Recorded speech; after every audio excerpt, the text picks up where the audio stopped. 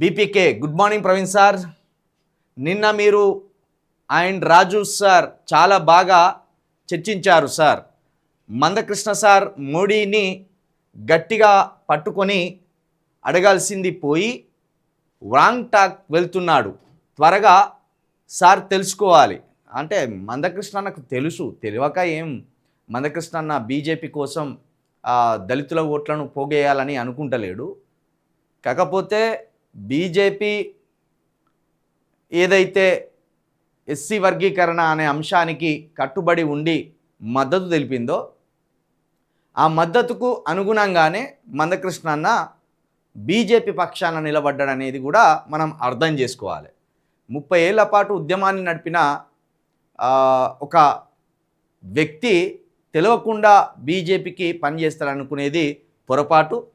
మందకృష్ణ అన్నకు అన్నీ తెలిసే బీజేపీకి సపోర్ట్గా సభలు పెడుతున్నాడు. సరే, అది ఆయన వ్యక్తిగత అంశం, ఆయనను వ్యతిరేకించవలసిన అవసరం కూడా లేదు. కాకపోతే ఇదే నిబద్ధతతోటి ఇంతే కష్టం కనుక రాజకీయ పార్టీని పెట్టి ముందుకు పోతే అద్భుతంగా ఉంటుంది. ఒకనాడు మందకృష్ణ అన్నకు అప్పుడప్పుడే కొత్తగా అడుగులు వేస్తున్న సమయంలో ఆ పార్టీ పెట్టిండు. ఆ పార్టీ పెద్దగా సక్సెస్ కాలేదు. కానీ ఇప్పుడు మందకృష్ణ అన్న అంటే అన్ని వర్గాలకు, అన్ని కులాలకు కూడా సుపరిచితుడు. అన్ని కులాల సమస్యల మీద బలంగా పోరాడినవాడు. తెలంగాణ నుండి మొదలు పెడితే దేశవ్యాప్తంగా కూడా మందకృష్ణ అన్న అంటే ఇప్పుడు తెలియని రాజకీయ నాయకుడు లేడు.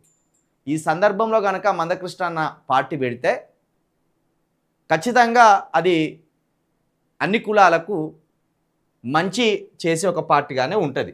కానీ ఆ దిశగా ఆలోచించకుండా అన్న బీజేపీ కోసమే గట్టిగా వర్క్ చేస్తున్నాడు.